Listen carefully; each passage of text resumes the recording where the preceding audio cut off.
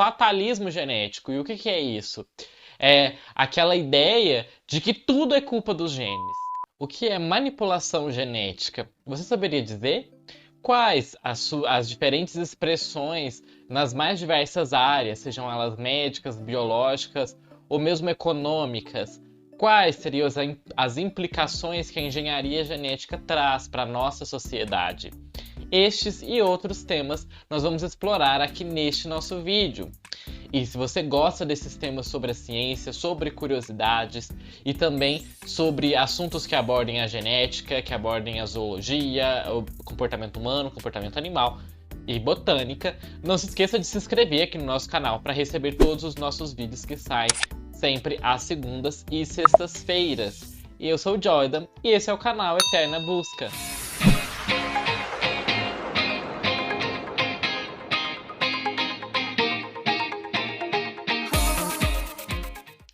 Para iniciar essa nossa conversa aqui, nós precisamos esclarecer o que é a manipulação genética. Não existe um consenso muito claro sobre a concepção completa do termo manipulação genética.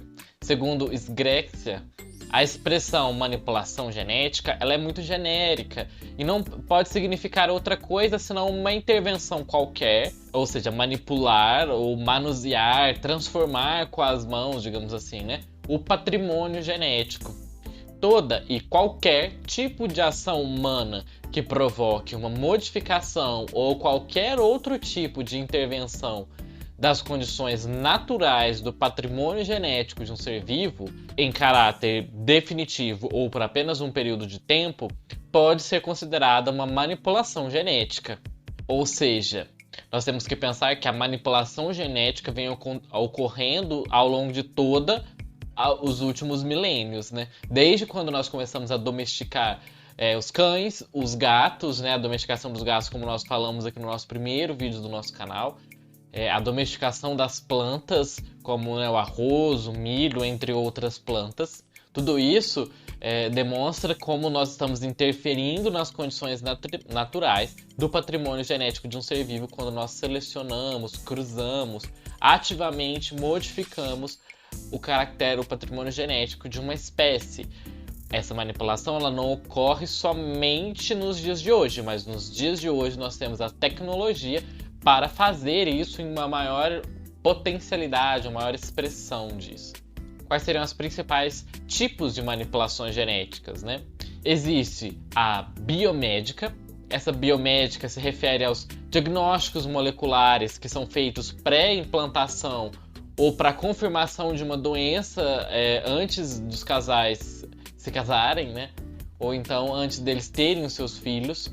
Terapias gênicas que envolvendo as células, né, do corpo já adultas, né? Terapias, né, que envolvam o embriões, terapias como as de clonagem gênica que nós abordamos no nosso vídeo anterior. Acentuação de características desejadas ou um possível melhoramento genético. Isso são possíveis áreas, né, que essas coisas sejam feitas, mas há essa potencialidade. O screening genético pré-implantacional, ou seja, isso é o estudo genético que é feito em uma amostra de células do embrião, que permite identificar se esse embrião ele tem alguma alteração cromossômica antes mesmo dele ser implantado no útero, no caso das reproduções assistidas, né? E também nos casos de identificação de réu em algum tipo de delito, ou até mesmo, né, naqueles casos que nós vimos de réus que vão ser inocentados ou que estão sendo investigados, como o caso das quimeras, né, que nós vimos no nosso vídeo sobre os casos de quimerismo. Outra abordagem para as manipulações é a científica. Na científica, isso vai envolver o mapeamento, isolamento e o sequenciamento do genoma humano, justamente com o objetivo de ter conhecimento das causas de doenças hereditárias, das funções das proteínas que são expressas pelos genes, transferência de genes para estudar o comportamento destes genes quando eles estão inseridos em células e em tecidos diferentes daqueles em que normalmente eles agem, para se entender como esse gene, né, se expressa, como ele se manifesta, né? E também no processo de clonagem para multiplicações de genes com diversas finalidades, como nós abordamos brevemente no vídeo sobre a clonagem, que nós falamos um pouquinho sobre as terapias gênicas, um pouquinho sobre a clonagem terapêutica, né? Mas, como toda questão, existem algumas reflexões ou problemáticas que são levantadas com uma determinada área da ciência, que é o que acontece aqui com a engenharia genética, como nós debatemos no nosso vídeo sobre bioética, né? Conforme a ciência vai avançando e o nosso conhecimento sobre os nossos genes se expandem, vão surgindo questões que precisam ser discutidas e ser debatidas. A primeira dessas questões que precisam ser debatidas é a questão do reducionismo genético. Assim como aconteceu no surgimento de outras ciências, existe essa tentação a acreditar que tudo pode ser explicado nos genes.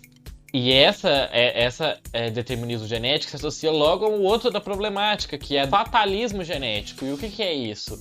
É aquela ideia de que tudo é culpa dos genes. Justamente devido a como é que eles se expressam naquela pessoa. É como se o esforço, o empenho, a dedicação, a cultura, a experiência de vida e o ambiente não tivessem influência sobre aquela pessoa, sobre como ela age, sobre como ela vive. Especialmente isso fica evidente quando se refere a certos comportamentos, como a agressividade, a violência, entre vários outros. O comportamento humano, ele é fruto em parte, sim, dos nossos genes, como em outras espécies, como nós abordamos no vídeo sobre o gene gay, né, o gene gay que nos tornou humanos, sobre os genes nas expressões da homossexualidade em diversas espécies também, né? E nós percebemos que o fruto do comportamento, o fruto de como nós expressamos o nosso fenótipo, né? Ele é feito da interação com o meio ambiente e, acima de tudo, em nós humanos, quando nós falamos de comportamento, a cultura e a sociedade em que nós vivemos vão ditar como nós vamos nos comportar. Nós não podemos atribuir um comportamento somente a um fator, somente aos genes. Um outro aspecto é a questão da evolução neodarwiniana. Darwin explicou a origem das espécies. E com a vinda da genética, né, uma boa parte dos geneticistas tendem a acreditar que é possível explicar a origem das culturas, dos modos de vida e do pensamento por meio da genética. Como nós falamos anteriormente, essas questões de cultura, de modos de vida e do pensamento, eles são uma interação de alguns fatores genéticos com o nosso modo de viver, o nosso modo de se expressar no ambiente. Como nós falamos na questão da teoria das habilidades da mente, como nós falamos também no nosso vídeo sobre a questão da ansiedade social. Existe um fator, uma predisposição genética, né, para algumas coisas, mas o nosso modo de viver, o nosso modo de se estabelecer em sociedade é também um fator muito relevante sobre isso. Nós podemos aprender algumas coisas a partir da genética, de algumas coisas da nossa cultura, como a própria política, organização política, entre outras coisas, mas há um limite para isso. Outro aspecto a se questionar e a se abordar é a questão da modificação genética propriamente dita. Com a genética, nós produzimos os OGMs, os organismos geneticamente modificados, que são tão discutidos nos meios acadêmicos, sociais, né, e nas mídias. E justamente é muito debatido por conta dos efeitos que esses organismos geneticamente modificados podem causar na natureza. Já é plenamente entendido o que eles podem causar em nós seres humanos? Será que já é plenamente entendível como a inserção desses organismos na natureza afeta a dinâmica entre as espécies? É necessário o debate. Não estou dizendo aqui que é ruim ou que é positivo. Eu estou dizendo que é necessário debater. Outra questão que surge, né, com esses avanços é a questão das patentes privadas. É ético patentear o genoma humano, uma vez que não se trata de invenção, mas de descoberta de algo presente na natureza? O genoma é uma herança comum da humanidade ou ele pode ser privatizado? A questão das patentes ela surge, né, com esse avanço dos mapeamentos de diversos genomas de outras espécies, na qual há uma possibilidade, embora já existam algumas diretrizes limitando essa questão da privatização de um genoma, é uma questão que precisa ser enfatizado, porque será que é ético quando se descobre algum genoma que sintetiza, algum gene que sintetiza alguma proteína que possa beneficiar a humanidade ou que possa produzir alguma proteína ou algum outro produto que tenha um valor comercial, aquele gene ser privatizado para que ele não possa ser pesquisado, ele não possa ser reproduzido, né, em outro instituto de pesquisa ou por outros locais? Outra abordagem a ser, né, refletida é sobre a questão do bioterrorismo ou do microterrorismo biológico.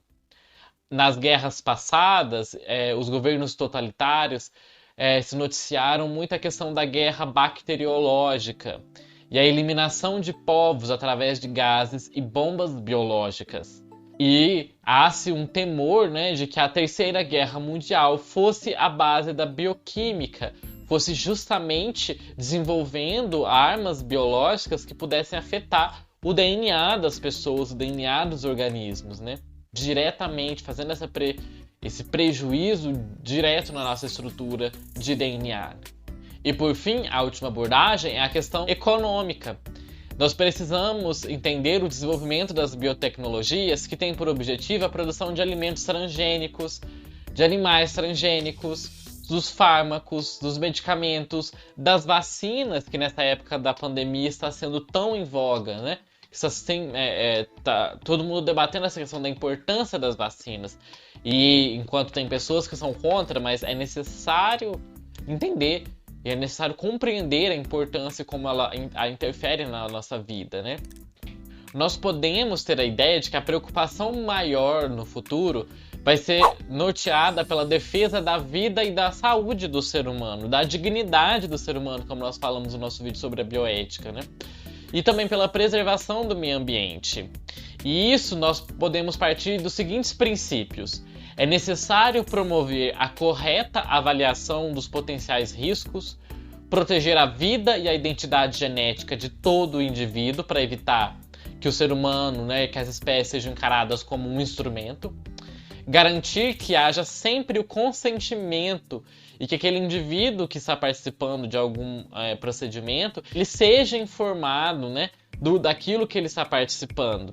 Que ele seja sempre informado para onde serão usadas essas informações genéticas que estão sendo extraídas dele. Também é necessário identificar a verdadeira utilidade para o bem da sociedade atual dessas tecnologias, de como elas ocorrem.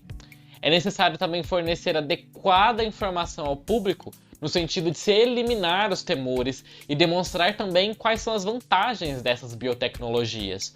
Ou seja, mostrar para as pessoas como acontece a vacina, como ela é feita, para que as pessoas não fiquem aí falando que vacina não existe, que as pessoas estão querendo matar os outros e contaminar os outros com a vacina, fazendo com que as doenças retornem. Procurar debater dentro desse meio da genética a questão da conservação das espécies que estão em extinção e também da preservação da biodiversidade, como isso pode ser favorecido tendo maior conhecimento sobre a manipulação genética, né? Como a preservação pode ser beneficiada desse conhecimento. E também disponibilizar tecnologias em favor dos países que estão em desenvolvimento, para que eles possam ter uma maior solução dos seus problemas de alimentação e de saúde pública. A ciência ela é feita por cientistas, mas as suas pesquisas, como eu já falei aqui, impactam diretamente a vida de toda a sociedade.